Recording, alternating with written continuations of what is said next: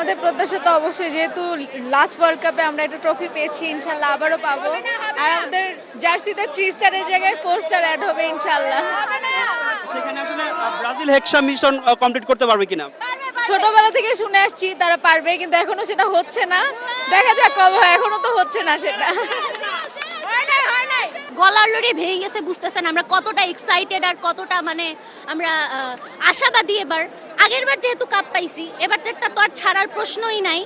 আর হেক্সা যে ওরা বলতেছে হেক্সা মিশন, ওদের হেক্সা হবে না, কিন্তু আমাদের 4টা হবে ইনশাল্লাহ।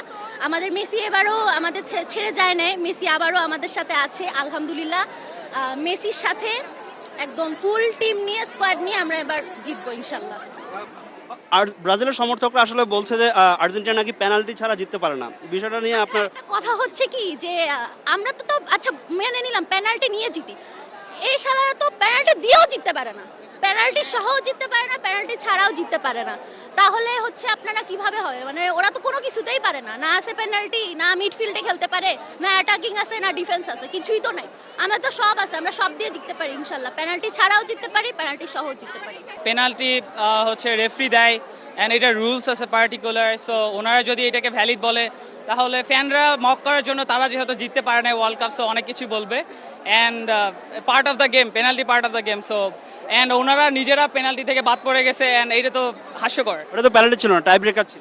Whatever it is, tie breaker is part of penalty kind of thing. So ওইটাতে বাদ পড়ে গেছে, অ্যান্ড এখন এক্সকিউজ দেয় ট্রাই করে অ্যাজ ইফ ওর তো জিতে নাই ওয়ার্ল্ড কাপ, আমরা জিতছি। যেহেতু বাংলাদেশে ম্যাক্সিমামই ব্রাজিল আর আর্জেন্টিনা, এবং গ্রামেগঞ্জে ব্রাজিল আর আর্জেন্টিনায় ওদের এত ফ্ল্যাগ উড়ে না যেটা আমাদের দেশে উড়ে।